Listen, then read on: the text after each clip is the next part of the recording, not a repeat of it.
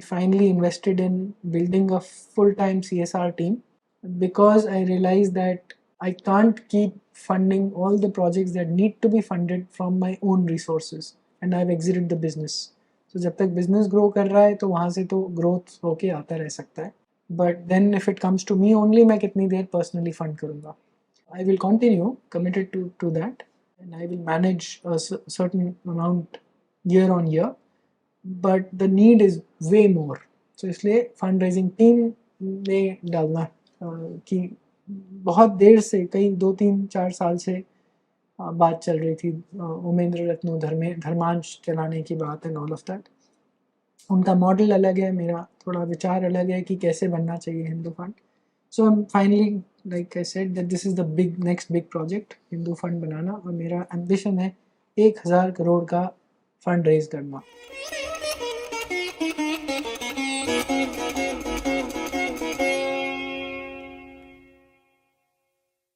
Namaste viewer, welcome to today's session. Today we have gathered here to talk with Mr. Rahul Dewan ji. Namaste Rahul sir. Namaste. An entrepreneur, angel investor, open source software evangelist, blogger, writer, social activist and a sadhaka.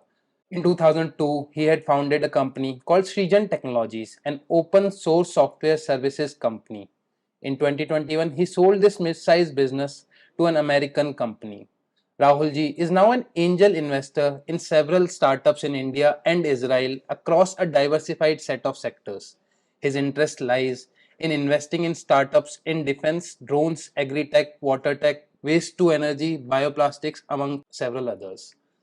In 2006, Rahul ji founded a charitable trust named Sarayu Foundation, his passion project that works towards rebuilding and revitalizing the Indian civilization. And our primary focus for today's interview is Sarayu Trust only. The trust runs the world's largest video documentation YouTube channel for promoting Indian knowledge system, public policy rooted in Indian civilizational ethos and Indian history which has never been taught to us. The YouTube channel is called Sangam Talks. The platform is slowly expanding from English to all major Indian languages. Sangam Talks is also designated media partner for IKS division of Ministry of Education, Government of India. With that, I'll welcome Rahul ji again to this talk today. So, sir, first question that I would like to ask you is, what inspired you to establish Sarayu Trust, and can you share a personal story or a moment that catalyzed this journey for you? ठीक है, पहली बात, इसका सबसे पहले नाम सृजन foundation trust था, और एक्चुअली याद नहीं है कि काम कब शुरू करा था. I'm not too sure. 1st January 1999 या 1st January 2000. I'm not too clear कब exactly, but round about इस टाइम में शुरू करा था. मेरी मदर के घर में जो डोमेस्टिक हेल्प था वो उड़ीसा का है, और डेली वेज वर्कर सड़कों पे खुदाई उदाई करता था. फिर वो मेरी किसी कज़न के घर वहाँ से कैसे पहुँचा, उनके घर में काम करता था. फिर वहाँ से मम्मी के पास आया, तो गट्ठे जब रहते थे तो उसे कुछ लिखना पढ़ना नहीं आता था. यंग बॉय, शायद 18-19-20 साल का होगा शायद, हाँ 18-19-20 साल का. उसको पढ़ाने का ट्रिगर था कि इसे पढ़ना लिखना नहीं आता, तो यहाँ से शुरू करते हैं. ऑफ कोर्स सिर्फ वो नहीं था, आसपास कार क्लीनर्स और डोमेस्टिक हेल्प जो थे उन सब के लिए सोचा करते हैं. तो जहाँ मैं रहता हूँ जिस सोसाइटी में, वहीं पर ही बड़े ओहदे वाले लोग थे. Colonel Ramakrishna retired army officer, ऐसी एक मिस्टर प्रसाद थे, रेलवेज ऑफिसर थे, रिटायर्ड थे. तो उन सबको मैंने रिक्वेस्ट करी कि हम एक दिन ये मिलते हैं. हमेशा से बचपन से ये आइडिया था कि कभी जब बहुत सारे पैसे हो जाएंगे तो भारत की सेवा करूँगा. एक्चुअली पॉलिटिक्स में जाके भारत की सेवा करने का आइडिया था, और कोई मुझे पता भी नहीं था कि कैसे होती है. मुझे सिर्फ पॉलिटिक्स समझ में आता था. एज अ किड ज़्यादा पता नहीं होता, तो सिर्फ politics is the only way to serve the nation. So वो मीटिंग हुई, कर्नल रामकृष्ण और प्रसाद साहब ने मिलकर वी स्टार्टेड ए स्कूल. शुरू कहाँ करा, मेरे घर के नीचे फर्स्ट फ्लोर पे मैं रहता था. एक फादर विंडी होते थे. उस समय तो मुझे कोई आइडिया भी नहीं था कि क्रिश्चियन मिशनरी भी होते हैं जो आके कन्वर्जन करते हैं. उस टाइम बस फादर विंडी बड़े अच्छे लगते थे. बेल्जियम के व्यक्ति थे, गांधीयन थे, और भारत में ऑलरेडी रहते हुए उन्हें उस समय 20-25 साल हो गए होंगे। तो वो ज़्यादातर तेलंगाना, जो अब तेलंगाना है, और राजस्थान में काम करते थे। तो उनका ऑफिस का क्या नाम था, उनका विलेज रिकंस्ट्रक्शन ऑर्गेनाइजेशन, VRO, उनका ऑफिस था। उस ऑफिस में मीटिंग करी और वहीं पर ही फादर विंडी ने कहा तो मेरा ऑफिस यूज़ कर लो इस स्कूल चलाने के लिए। तो ऐसे स्कूल की शुरुआत हुई थी। धीरे धीरे करके हमने उस स्कूल को कुछ नाम देने की कोशिश करी, कभी कुछ नाम दिया, कुछ नाम दिया। बाद में चल के उस स्कूल का नाम, जब बच्चे बढ़ गए बहुत सारे, तो उन्होंने ही नाम स्कूल ऑफ हैप्पीनेस दिया। तो ये एग्जैक्टली सृजन फाउंडेशन ट्रस्ट उस टाइम बनी नहीं थी। तो इसको फंड मैं करता था। स्कूल के जो भी खर्चे आते थे, करण रामा और प्रसाद साहब सब कुछ चलाते थे, और शायद करण रामा भी थोड़े पैसे डालते थे। बट इसकी जो भी थोड़ी नीड्स होती थी बच्चों के, बिस्किट्स की या कुछ भी और, तो वो मैं देता था। फिर थोड़े और लोग जुड़ गए, मेरे फादर ने भी कुछ कंट्रीब्यूशन करी, कुछ और फैमिली वाले, कुछ और फ्रेंड्स आसपास कॉलोनी के, थोड़ी थोड़ी कंट्रीब्यूशन आती रहती थी। तो ऐसे करते करते स्कूल बढ़ना शुरू हो गया। At some point I think 2006 में, if I am not wrong, we formed Srijan foundation trust formally, जिसके अंडर ये स्कूल करे। इससे पहले हम उड़ीसा में, जो डोमेस्टिक हेल्थ था, उसके गांव में, उड़ीसा में जाकर हमने वहाँ पर 2 स्कूल शुरू करे थे, उसके गांव और साथ वाले गांव में। तो वहाँ पर 30, 40, 50 बच्चे एक गांव में और 70 बच्चे दूसरे गांव में। जो 70 बच्चे वाली एक लड़की पढ़ाती थी, प्रतिमा प्रतिमा स्वाई, ब्रिलियंट गर्ल। सुबह 70 बच्चे, शाम के बैच में 70 बच्चे। और उसके पिताजी ने अपना घर दिया। हमने कहा घर का किराया ले लो, उसने किराया लेने से मना कर दिया कि आप हमारे बच्चों को पढ़ाते हो, हम आपसे किराया नहीं लेंगे। तो उसको हम थोड़ी सैलरी देते थे, प्रतिमा को, और ऐसे ही किसी और को, जो दूसरे व्यक्ति थे उनको देते थे।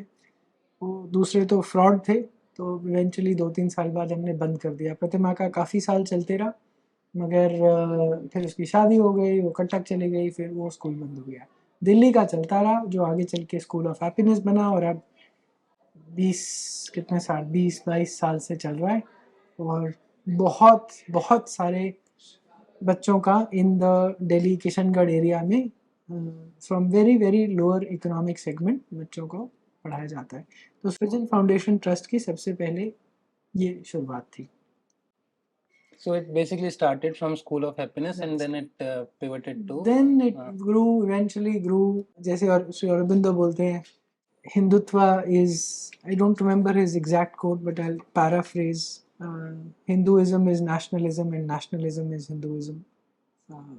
That is the spirit of what he said. Basically, हमारे लिए राष्ट्रवाद और हिंदूवाद और राष्ट्रवाद में कोई अंतर नहीं है।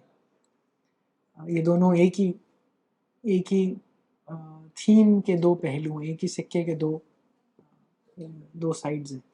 हिंदूवादी कार्यों में काफ़ी लगा हुआ था, तो आर्ग्यूमेंट्स होती रहती थी, जो मुझे बेसिकली कुछ फेसबुक, ट्विटर, सुबह शाम ऑफिस में बैठे हुए, रात को 2 बजे तक जागते हुए लोगों से लड़ाई होती रहती थी, क्योंकि इंडिक कॉजेज़ आगे बढ़ाने की बात। तो उस दौरान I think 2012-13, I don't exactly remember, मैंने सबसे पहले संजीव सान्याल की book, I don't know how I came across it, but वो पढ़ी थी, Indian renaissance, the rise after 1000 years of decline. That book was transformative. मेरे बहुत सारे गो बैक टू विलेजेस वाले ideas of Gandhi, of industrialization is bad, poor का और rich का जो डिवाइड है ये बहुत ज़्यादा बुरा है, और कैपिटलिज्म बुरा है, सोशलिस्ट आइडियाज़ बहुत सारे थे। वो धीरे धीरे टूट रहे थे, बहुत कुछ सालों से टूट रहे थे धीरे धीरे, but that's how we are all raised, right. Socialist ideas और इन सब में बहुत अच्छे आइडियलिज्म है, बट वो कभी काम नहीं करता, बट पता नहीं था उस समय। एनीवे, सो जब बहुत सारे आर्टिकल्स पढ़ते जा रहा था मैं, and I was slowly moving away from some of these ideas towards more capitalist ideas. Of course, I was a businessman, entrepreneur, so leaning surely capitalist thi. At the same time, very strong bent towards philanthropy or doing good and do good type things. But that book was quite transformative because it told me many things I can't say all of them, whatever I remember, that how India was always urban. हम कभी गांव वाले बहुत ही कम शायद लोग थे, हम तो बहुत ही इंडस्ट्रियलाइज्ड इकोनॉमी थी since Vedic times, since Harappan times, for example. I understood that there is a continuity between Harappa and the Ganga Yamuna civilization. During this time, I read Mikhail Danino's The Lost River Saraswati.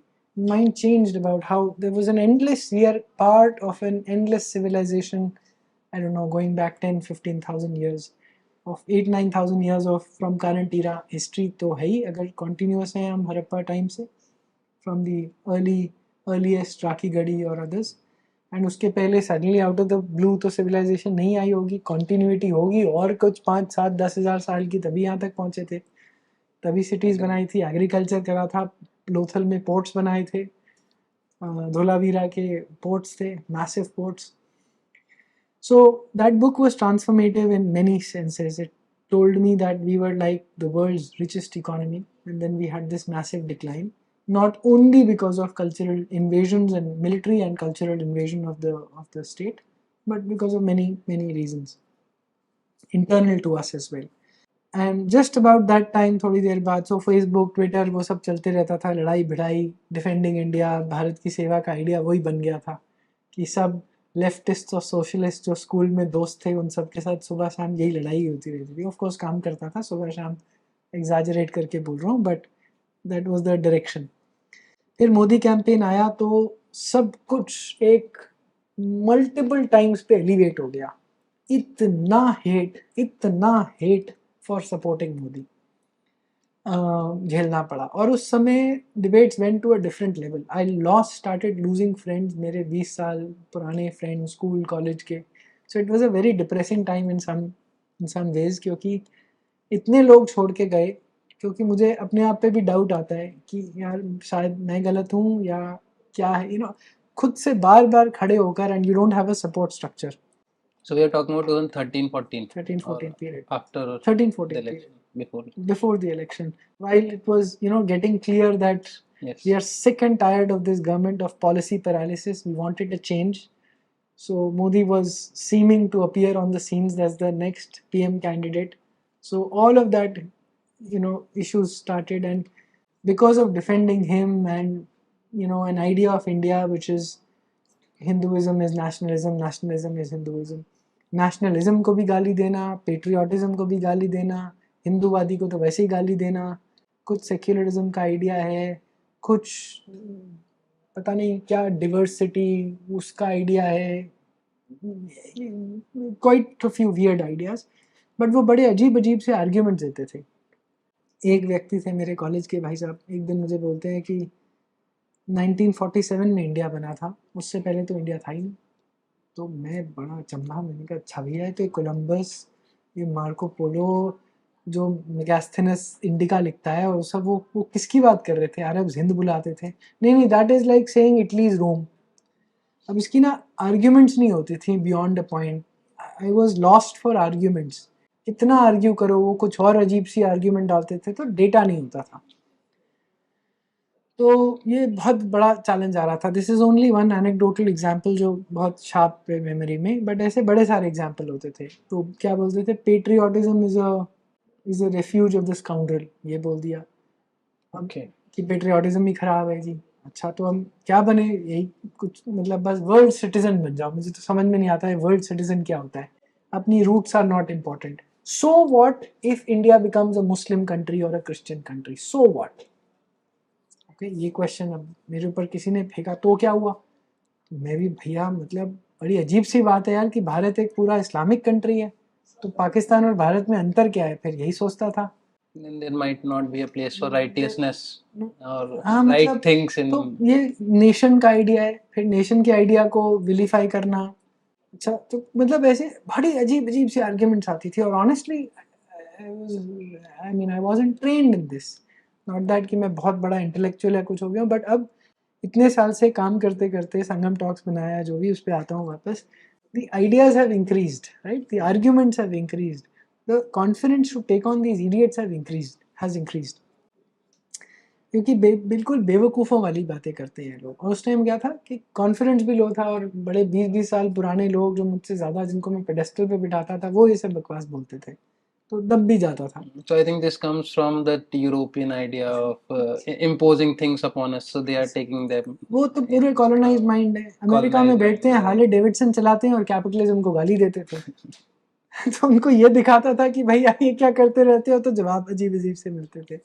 ठीक है, ये मतलब real situation है जिसकी मैं बात कर रहा था। हार्ले डेविडसन पे फोटो लगाता था फेसबुक में और गाली देता था कैपिटलिज्म को कि रिच और डिवाइड का वो बढ़ रहा है, एंड यू पीपल हिंदूवादीज आर रिस्पॉन्सिबल, तुम कैपिटलिस्ट रिस्पॉन्सिबल हो।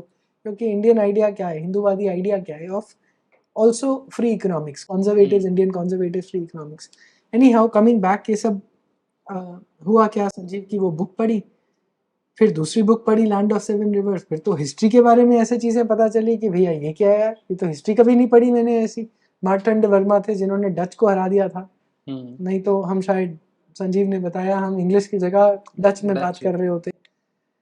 तो ये सब पढ़ा, फिर मैंने बड़े डरते डरते कि कोई बड़े व्यक्ति हैं संजीव सान्याल, बट ईमेल कहीं से ट्विटर पे ढूंढा और ईमेल लिखी, thankfully responded to me, and then we set up a time मिलने के लिए। तो एक बार यहाँ मिला, फिर मैं सिंगापुर गया हुआ था काम से, तो उन्होंने घर पे इनवाइट करा, फिर वापस कोई डेट तय हुई 4 जनवरी 2016 में, that we will hold this first lecture. उस टाइम मेरा आइडिया ये था कि मैं, I was so inspired by the book that उससे 2015 में मैं पहले अपने बैक पैकिंग ट्रिप पे गया, और मैं उस बुक पढ़ने के बाद कंबोडिया गया, अंकोर वाट गया, पहला नहीं दूसरा, उसके बाद मैं हम्पी गया, just because of the book. यार ये भारत की ये वाली हिस्ट्री तो पता ही नहीं है। And I remember sitting on the steps of Angkor Wat and I was reading Sanjeev's book, the pages I marked, कौन से पेज मुझे पढ़ने हैं जब मैं अंकोर वाट में होऊंगा, and I was reading and I was tweeting to him, and I got too emotional कि we had created all of this, and at least I didn't know about told it. us about this. Yeah, so I tweeted to him ki thank you very much, I'm sitting here and reading your book, because of your book I'm here. Anyways, That started Sangam yes, Talks, so 4th Srijan January Talks. Sanjeev agreed, and then first talk हुई। फिर उसी समय भारत तेरे टुकड़े टुकड़े होगा, अभिनव प्रकाश, संजीव ने अभिनव प्रकाश के साथ इंट्रोड्यूस किया था। वो PhD स्कॉलर थे, JNU में, अभी प्रोफेसर हैं इकोनॉमिक्स के DU में, और बीजेपी के यूथ विंग के कोई बड़े पदाधिकारी हैं भी हैं। तो अभिनव से थोड़ी बहुत दोस्ती हो गई थी। वो much younger to me, 10 years younger to me, but his words of advice were terrific for me. He told me, Rahul, इन कम्युनिस्ट से आर्ग्यू करने का कोई पॉइंट नहीं है, ठीक है, you have to turn people who are fence sitters over, जिनको कुछ पता ही नहीं है, उनको जिनको कुछ इंट्यूशनली कुछ लगता है, उनको हमारी तरफ लाना है। I think I've been there as well. Ideologically जो लोग ऑपोजिट साइड के हैं, कम्युनिस्ट हैं, हार्डकोर, उनको टर्न करने का कोई पॉइंट नहीं है। तो ये जो तू लड़ाइयाँ करता रहता है ना, these are useless. I mean great words of wisdom, not that it change too much for me, because वो लड़ाइयाँ चलती रही मेरी, बट मुझे आंसर मिल गया कि मैं इन गधों को कभी कुछ बदल ही नहीं सकता, because they are not rational.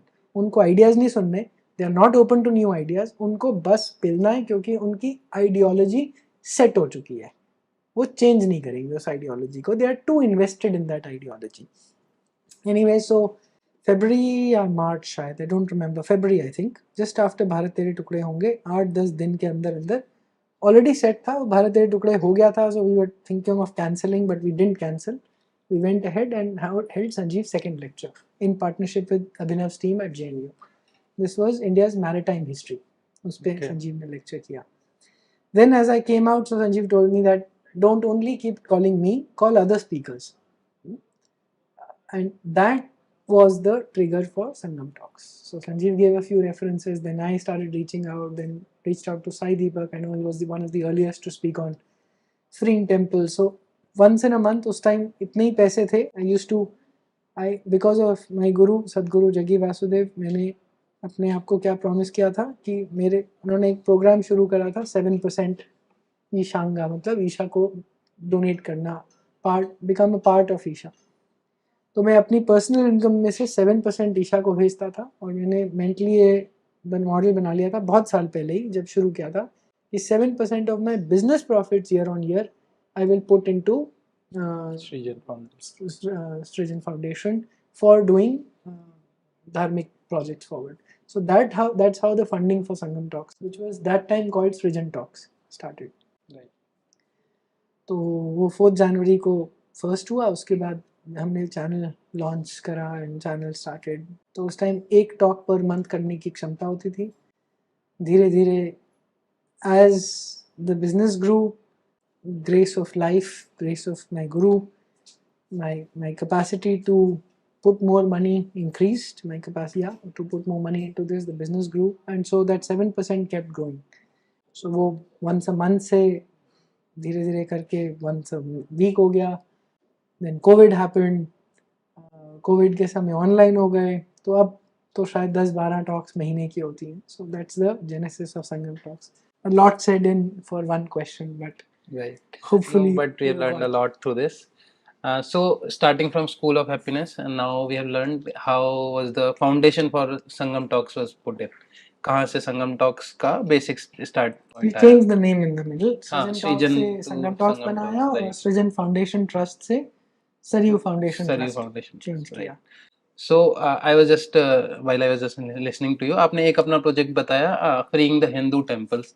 So before we expand upon Sangam Talks कि हम क्या क्या what are all the things that you are doing under the Sangam Talks, I would want to ask you कि और कौन से वो projects हैं, what are some key initiatives that started under Srijan Talks or let's just say Sarayu Trust other than School of Happiness and Sangam Talks. So ऐसे ना होता क्या गया कि because I started doing Sangam Talks, और मैं बहुत ज़्यादा चेहरा कभी भी नहीं था, but of course because I ran it, so people started coming to our events and वहाँ से network धीरे धीरे बढ़ता गया.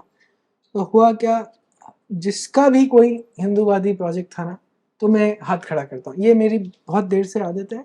Volunteerism has been a very old, like in my life, a good trait I would say. तो कहीं भी कोई नीड होती है जहाँ पर मैं कंट्रीब्यूट कर सकता हूँ, मैं हाथ ज़रूर खड़ा कर देता हूँ, फिर कोशिश करता हूँ उसको करने की. Sometimes it stretches me too much, sometimes मैं डिलीवर नहीं कर पाता हूँ, बट यूजुअली आई मैनेज. सो जैसे जैसे लोग जुड़ते गए, उनके प्रोजेक्ट्स के साथ जुड़ता गया.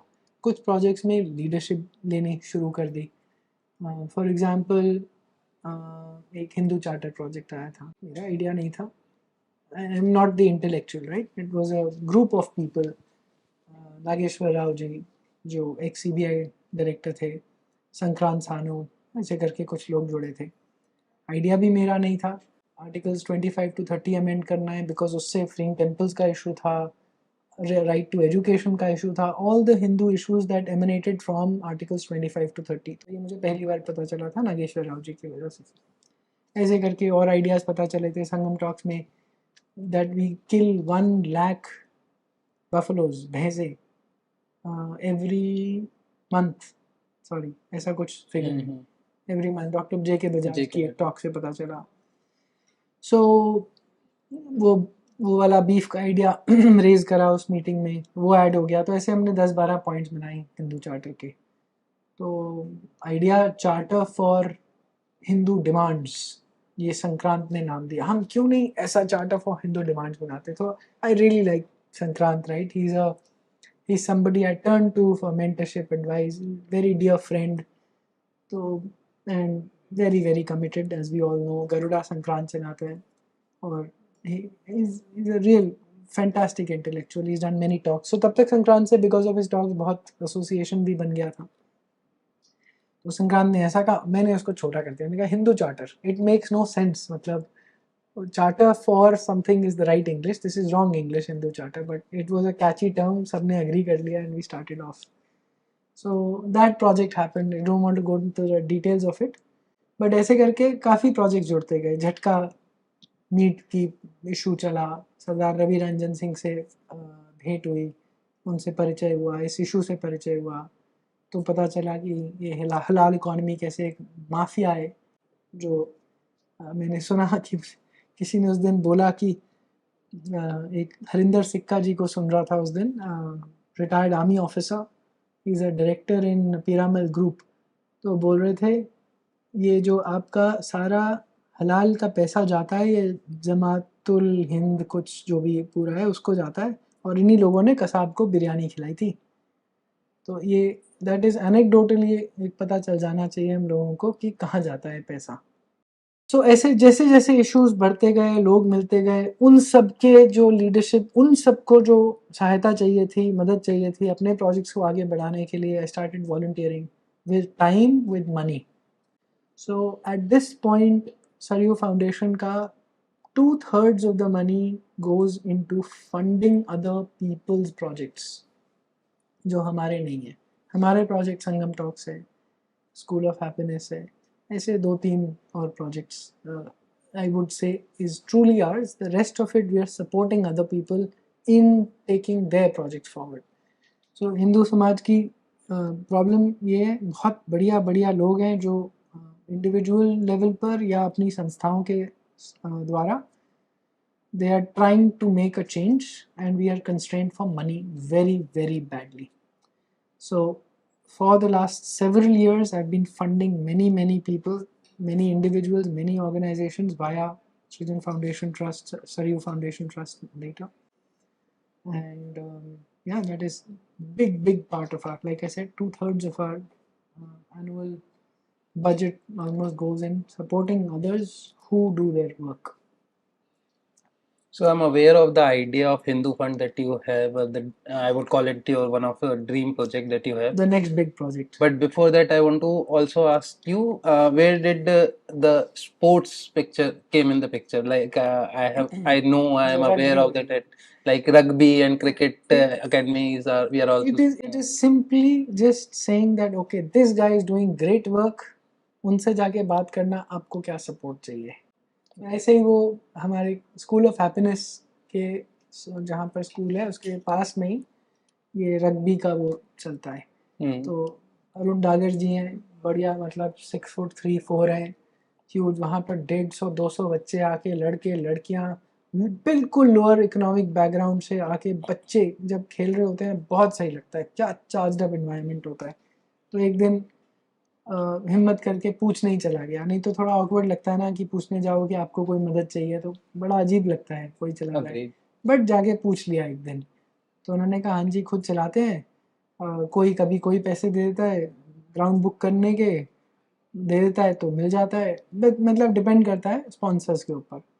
तो मैंने कहा हम आपके लिए कुछ करते हैं, बस ऐसे करके उनको बोला, तो उनके लिए कुछ फंडिंग शुरू करी। अब उनके लिए वीडियो बना रहे हैं to actually do formal fund raising for them, ताकि किसी एक लार्ज फाउंडेशन जैसे कोई रिलायंस फाउंडेशन जो स्पोर्ट्स पे बहुत ध्यान देती है, या कोई और मिल जाए जिनको स्पोर्ट्स में फंडिंग करनी है। सो लास्ट ईयर और early this year we finally invested in building a full-time CSR team, because I realized that I can't keep funding all the projects that need to be funded from my own resources, and I've exited the business. So जब तक business grow कर रहा है तो वहाँ से तो growth होके आता रह सकता है, but then if it comes to me only, मैं कितनी देर personally fund करूँगा। I will continue committed to that, and I will manage a certain amount year on year, but the need is way more. So इसलिए fund raising team में डालना कि बहुत देर से, कई 2-3-4 साल से बात चल रही थी, उमेंद्र रत्नो धर्मांश चलाने की बात एंड ऑल ऑफ दैट। उनका मॉडल अलग है, मेरा थोड़ा विचार अलग है कि कैसे बनना चाहिए Hindu fund. So finally, like I said, that this is the next big project, Hindu fund बनाना, और मेरा एम्बिशन है 1000 करोड़ का फंड रेज करना। उसको मनी मार्केट्स में लगाओ, 100 करोड़ साल के बनेंगे। हर महीने ऐसे बैठे हो और कोई आपको कितना चाहिए, 1 करोड़, ये लो 1 करोड़ का चेक। मुझे किसी एक बड़े रिच इंडस्ट्रियलिस्ट ने कहा था 3-4 साल पहले, हिंदू चार्टर के लिए मैं फंड रेज करने गया था, they must be 100-500 times my worth. मगर जब हिंदू चार्टर के समय 7-8 लाख रुपए रेज करने के लिए मैं जाता था, नागेश्वर राव जी के रेफरेंस से, संक्रांत के रेफरेंस से, कुछ मेरे रेफरेंस से, जैसे ढूंढते हुए कुछ लोगों के पास कि 7-8 लाख, कोई 50,000, 1.5 लाख, ऐसे कुछ भी दे दे। तो किसी ऐसी व्यक्ति को एक को मिला था, और मतलब थोड़ा धुतकारते हैं सब लोग कि पता नहीं कहाँ यूज़ करोगे तुम ये सब. I could have funded all that myself, but the idea was to go to public and ask for money. Of course, I didn't want to fund it also because उस टाइम बहुत ज़्यादा पैसे भी नहीं थे और मेरे सारे रिसोर्सेज संगम टॉक्स में जाते थे या एसओएच में. Anyway, so एक ने मुझे बोला I don't write cheques, blank cheques ऐसा करके कुछ बोला. So, तब मेरे मन में बैठ गया था there will be a day I will write cheques. हाँ, तो मेरे को हिंदू फंड बनाना है. तुम्हें कितना चाहिए? You want 5 crores? Okay, give me your plan. I will talk to you after 1 year. अब तुम मुझसे BMW खरीदो या अपनी संस्था को BMW बनाओ, हिंदूवादी संस्था को. So that is the problem I have to solve. So we don't have a temple money होता है हमारे पास, but temples are under government और उसमें कैसे वो money, we don't have a mechanism for feeding the Hindu ecosystem. Islam has, Christianity has, Hindus don't have. So we are only dependent on individuals or organizations. Organization CSR में secular projects में पैसे देती है, but in धार्मिक causes तो वो जो 10-12 points की लिस्ट है शायद उसमें बड़ा मैनिपुलेट करके देना पड़ेगा. सो क्लीनली कोई पैसा आ नहीं सकता. संगम टॉक्स को hardly anybody, we hardly get 1 or 2% of the money that we spend, we need every year. This is a big problem, this is a big project I am determined to solve. I have no idea how, but I know I will solve it. But that is indeed inspirational. So, as I can understand, our support system was destroyed when our temples were destroyed in India, and now nobody gave us a chance to restore that support system, or maybe we can say एक limit तक it was people stopped it from being recreated.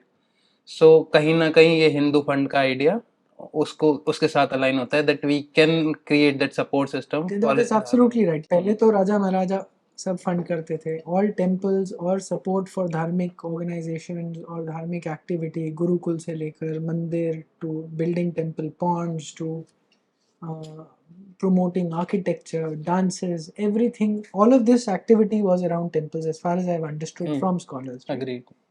और उस सबको support करते थे राजा महाराजा. बनवाते थे education, Gurukul. Dharmpal जी की, जिन स्कॉलर्स ने धर्मपाल जी के ऊपर बात करी उन्होंने बताया कि गुरुकुल्स वर लार्जली फंडेड, नॉट ओनली वैदिक बाय द वे. गुरुकुल सोचते ही हमें लगता है कि संस्कृत चैंटिंग कर रहे हैं, दैट्स नॉट ट्रू. विद्या क्षेत्र का एग्जांपल देख के आए, वीडियो देखिए उनका, ब्रिलियंट. मतलब विद्यालय है, they study sciences, they study making fabric, they study making houses, homes, सब कुछ पढ़ते हैं. साइंस भी पढ़ते हैं, मैथ्स भी पढ़ते हैं. शुरुआत गीता की चैंटिंग से होती है रोज सबकी. तो दैट्स अ विद्यालय, बट स्टिल अ गुरुकुल. तो ऐसे गुरुकुल के अलग अलग वर्जन्स होते थे. तो मुनीत जी से बहुत सीखने को मिला इस सारे सिस्टम के बारे में. तो ऐसे जो विद्यालय होते थे वो कितने, बंगाल में शायद 1 लाख थे शायद, Around 2 lakhs, I 2 think. lakhs. तो वो सारे कम्युनिटी फंडेड होते थे. In Bengal alone, it was that figure. वो कम्युनिटी फंडेड होते थे. अब तो सब कुछ हमने सरकार को आउटसोर्स कर दिया है. सरकार चलाएगी, हमारे स्कूल भी हमारे को, सर्व शिक्षा अभियान भी वो चलाएगी. एकदम खड्डे में, नाली में पड़ा हुआ है सर्व शिक्षा अभियान. अगर वो मिड डे स्कीम में इस्कॉन, अक्षय पात्र जैसी ऑर्गेनाइजेशंस ना करें तो वो कुछ नहीं होने वाला. उसमें कभी छिपकली गिरी मिलेगी, स्कूल गवर्नमेंट के चलाए हुए. So this whole dependence on government is a extremely bad idea, and this is also part of the next big narrative that we have to set from Sarayu Trust. We the people have to take the charge. Yes, it is minimal government, strong government, sure, but please be out of many things that need to be run. But it is not the government's problem. Actually, it is our problem. हमने सब कुछ उन्हीं से मांगते हैं. Temple भी हमारे तुम चलाओ जी, स्कूल हमारे तुम चलाओ. I mean, who empowered Kejriwal for example? मेरे घर के पास ही एक स्कूल फीस, जब उसने आके तमाशा मचाया था कि स्कूल फीस ज़्यादा होगी, हम स्कूल को जब्त कर लेंगे. There are schools he's taken over. One school with massive land, Kathuria public school करके, massive land, जंगल, बेकार ज़मीन, मतलब 3-4 फुटबॉल फील्ड की जगह होगी उसके पास, सब बेकार जंगल उगा पड़ा है. एक बच्चा नहीं जाता. क्या फ़ायदा मिल गया केजरीवाल को ये सब बकवास करके? स्कूल चला लिया उसने, वो स्कूल नहीं चलाया. ना लैंड मिलता है खेलने के लिए, वहाँ पर बस घास फूस झाड़ फूक उगा पड़ा है. क्या परेशानी थी? जो बच्चा देने को तैयार है ज़्यादा फीस, क्या परेशानी है इनको? जीडी गोयनका भी जाते हैं, सबको बंद करवा दो फिर तो। क्या बेवकूफ़ी, क्योंकि लैंड वो गवर्नमेंट ने दिया है। अरे भाई, there are better mechanisms to figure out. But ये जो एंटी कैपिटलिस्ट और सोशलिस्ट माइंडसेट है ना, this has to be broken. हर जगह फ्रीबीज, दिल्ली जल बोर्ड होगा तो वो लॉसेस में अब रन कर रहा है बुरी तरह, कुछ पता नहीं 2-2.5 हज़ार करोड़ का लॉसेस एनुअली एवरी ईयर। पानी फ्री देंगे, क्यों देंगे जी पानी फ्री? पाइपिंग में क्यों नहीं आप इन्वेस्टमेंट करते? इंफ्रास्ट्रक्चर में इन्वेस्ट नहीं करेंगे क्योंकि उसके पैसे नहीं है। वो लॉसेस कहीं से कमाओ, कहीं और दे दो, और फिर डुबा के एक स्टेट को पकड़ा दो किसी और को कि जी उसने डुबा दिया। That's how Modi inherited a completely economically broken India in 2013-14, right? Like Milton rank Friedman पे used चला to गया। say. Yes, I understand. Milton Friedman, Yeah, Thomas Sowell, I get your point. ये वाली सारी direction to hopefully change the Sangam media. Some of these projects are going to happen because we have to change the narratives in the country. Because that way, through freebies, we don't empower people. Actually, we just make them too much dependent over something Orissa which should में not be there. Orissa में कोई काम नहीं करता, खेती पूरी destroy कर दिया बिकॉज 2 रुपए किलो 5 रुपए किलो चावल मिलता है subsidized. This is how you make people dependent on the government. You don't empower them to be independent and interdependent upon other communities for your existence. I agree. And the ration system, in fact, though the intentions could be good, but I have seen it being misused in every part of country as Which system? ration system. Ration system. Yes. अब वो DBT कर दो कि हम directly देंगे, okay fine, but you still dependent. कल को कोई करप्ट आदमी आएगा, मोदी जी नहीं होंगे, फिर क्या कर लोगे? सारा उम्र मोदी जी रहेंगे क्या कि मैं बिल्कुल करप्शन नहीं होने दूंगा? कब तक जियोगे? So coming back to the previous conversation about Gurukul, I would like to add a point. I was recently reading a research, जिसमें what they are proposing now that the best way for education forward is to teach student about every subject that is under the sky and let the student decide where he wants to go. And when I naturally started to compare it with Vedas, it is nothing but that. It was the encyclopedia of that time's knowledge. Everything was being taught to the students initially, and then they were given free will to choose whichever subject they want to pursue, That like is the correct, but not various only subjects. Vedas, right? They learned Dhanur Vidya also. So they They were, learned all sorts of forms of martial but the arts. first education point was Ved. You have to select one of the Ved, one of the four Veds. You do contest karte the unhe, and then you go for the further education. So again, that is the same knowledge that world is coming back to. The things are coming full circle. That's my thought. I am not. No, I'm not too educated in this, but I'm sure it is like that. Anyways, that now we'll come back to the point of discussion here. Ji. So we started from School of Happiness, then Sangam Talks started, and we have talked about other initiatives. But in this long journey of around 20 years, there must be many challenges that you would have faced. We have talked about a few already, but are there some other challenges that you would want to highlight जो आपने face करे इस पूरी journey में अभी तक की 20-25 years के around आपकी इस ट्रस्ट को बिल्ड करने की frustration of not being able to do enough, सबसे बड़ा यही रहता है, सबसे रोज की फ्रस्ट्रेशन सबसे ज्यादा यही रहती है। तो that is personal turmoil, but external उसमें क्या एक्सटर्नल मैंने जैसे बताया, very vile ecosystem of friends and society which is basically attacking you constantly. आप कुछ बोल दो तो ट्विटर यूट्यूब सब आपको डाउन कर देता है, कोई बाकी, so it's very strange.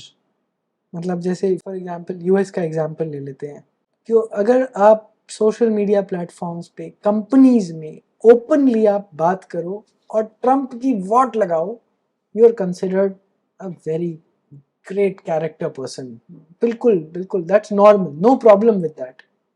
The moment you say you support Trump, oh then you can't do that. As an example, it's the same case here with Modi. आप ओपन चैनल्स में liberal values के लिए खड़े हो तो you are saying you are allowed to bash Modi, but equally you can't stand for Modi. So there is no freedom of speech for people who have a different view.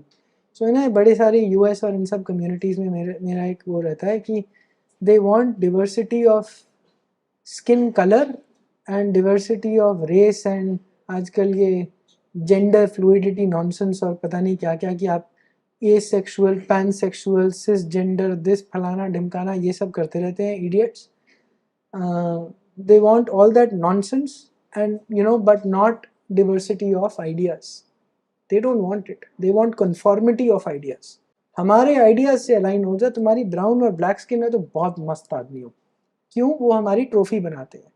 Thomas Sowell says this. They want to make trophies out of us. Milton Friedman, Thomas Sowell, they repeat the same message, right? And they are basically self-congratulatory people जो अपने आप को कहेंगे हम बहुत बढ़िया लोग हैं, हमने तुम्हारे ब्राउन स्किन मैन को अपने साथ बिठाया है. वाह, अपना ईगो मसाज. तो ये सबसे बड़ी this is a big challenge, right? I mean इसके बड़े सारे टेंटिकल्स हैं, बहुत सारे. ये बेसिकली वामपंथ है और इसके टेंटिकल्स हर जगह स्प्रेड है. ये transgenderism, minoritism in India, in US, in India reservation system जिसको यूएस में एफर्मेटिव एक्शन बोलते हैं फॉर ब्लैक्स. ये मुस्लिम्स का जो हम पता नहीं 5,000 करोड़ पढ़ाई के लिए. क्यों भैया? आप तो कन्वर्जन को आप बढ़ावा दे रहे हो कि अगर मैं मुसलमान बनूंगा तो आप मेरी एजुकेशन आप फ्री करोगे. ये क्या बकवास है? मैं मेहनत करके अपने बच्चों को पालूं, अपनी सब कुछ करूं, मुसलमान बन जाओ तो फ्री में कर दूंगा जी. और इसको बड़ा अच्छा माना जाता है. ये माइनॉरिटी, ये इस सरकार के अंडर भी अंडर माइनॉरिटी मिनिस्ट्री होता रहा है पिछले 8-9 साल से. पता नहीं अभी क्या सीन है.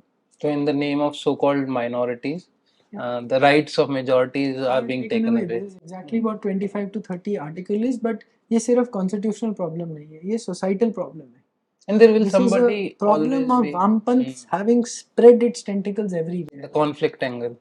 There will always be a conflict. हर जगह in तो communism. हस्बैंड वाइफ में कॉन्फ्लिक्ट होगा, कहीं ना कहीं होगा. वामपंथ क्या करता है? उसको एग्जैजरेट करता है, exaggerated. उस फॉल्ट लाइन को पकड़ के हारने की कोशिश करता है to break societies down. Finally it's about control.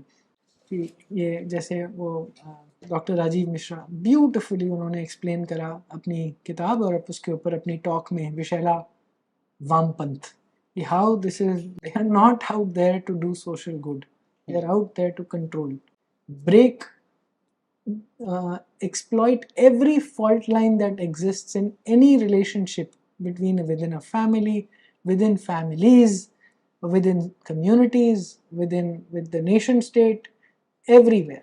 Exploit it, control it, so that you can be in power, they can be in power. This is not a social good movement. It's a philosophy of control. It's a philosophy and of maintaining control. control. Yes, that they just want control. And if we look rationally, there will always be a minority in any country. So where will we stop? There will be no ending point. Why do you think an organization like Sarayu Foundation Trust exists in India, or in anywhere in the world or entire world? Why should we exist?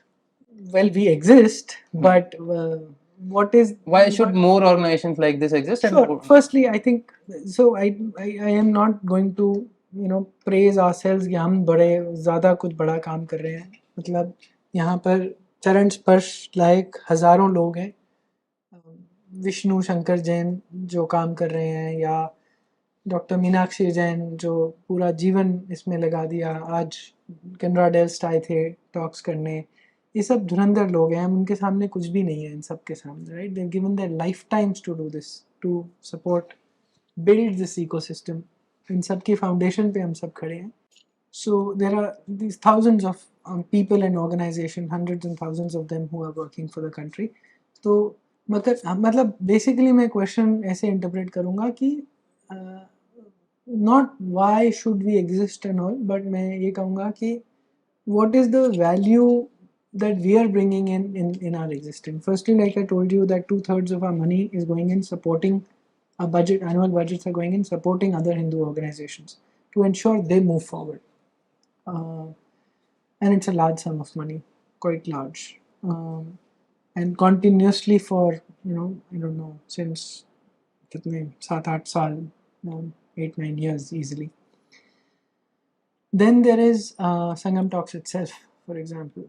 And why is this platform important? Why is the continuity of this platform important and such platforms important? Because our ideas of our history, like how first time I heard this from Sanjeev Sanyal, Sanjeev Sanyal, is said, and I'm reading out. It is said that until the lions have their historians, tales of the hunt shall always glorify the hunter.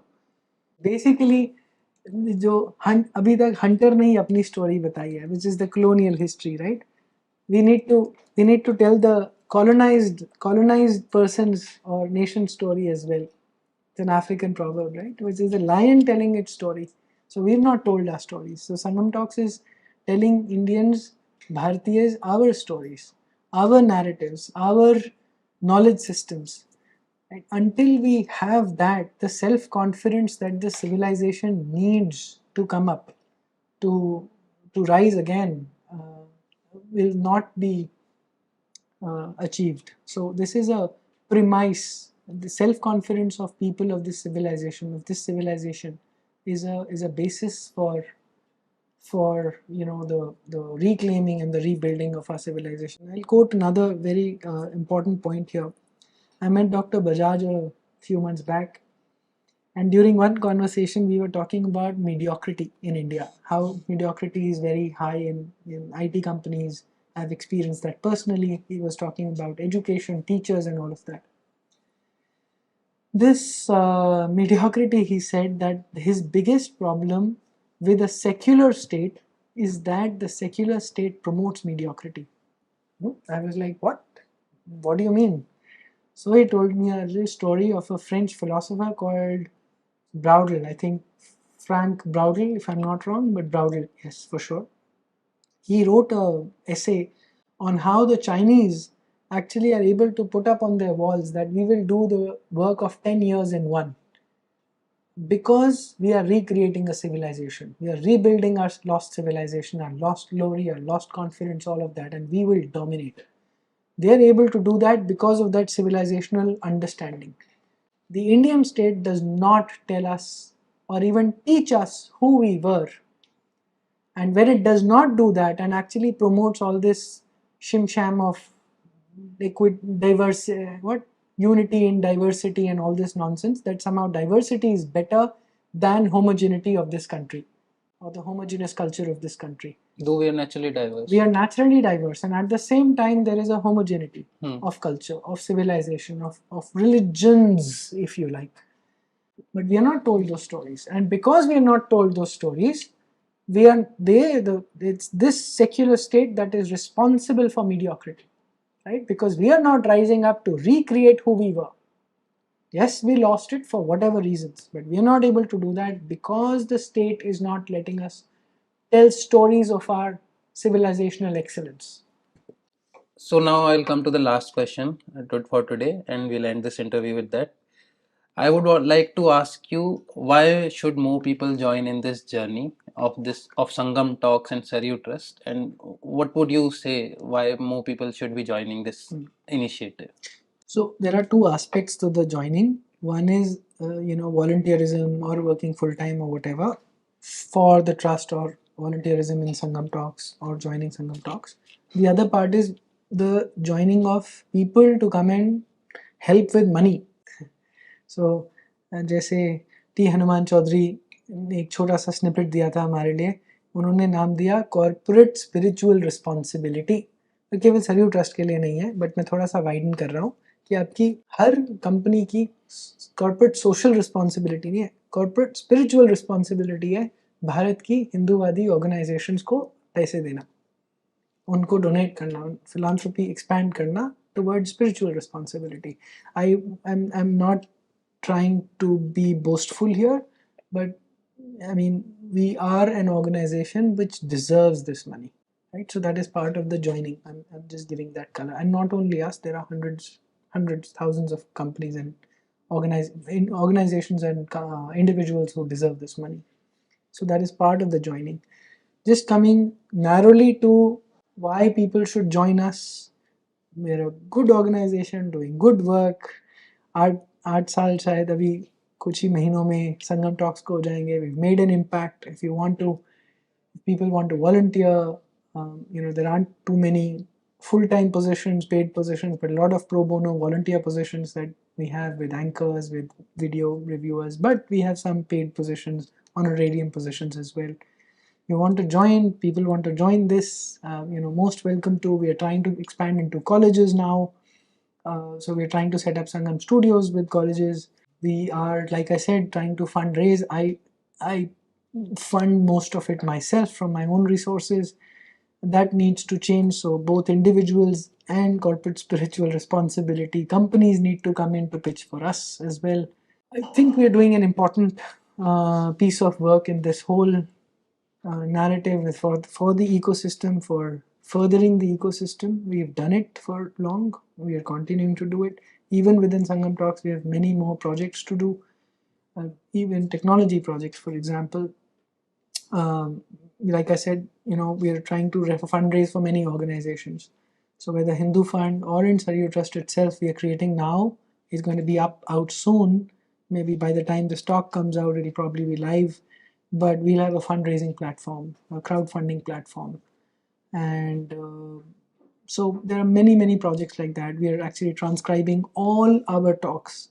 Professor Kapil Kapoor had once told me, why don't you spend resources, time, money into building a compendium of your most important talks? It's very important to do, very important project, but there aren't people to do it, and we can only afford so much. So if people join in, then we could do many more projects, many more diverse type of projects to take these projects forward. I can definitely vouch for that, and that many people should join, and it is a very important initiative. I don't think any other platform in India or maybe in the world has brought. That would be too boastful, but yeah, at the okay. risk of sounding boastful, I would say no other platform That's because you has work here. brought in so many scholars together on a single place and on a single platform where people can learn from dedicated research that is at their fingertips now. So, well, that being said, thank you, viewers, for joining us today. Thank you, everyone. Thank you. Thank you, Rahulji.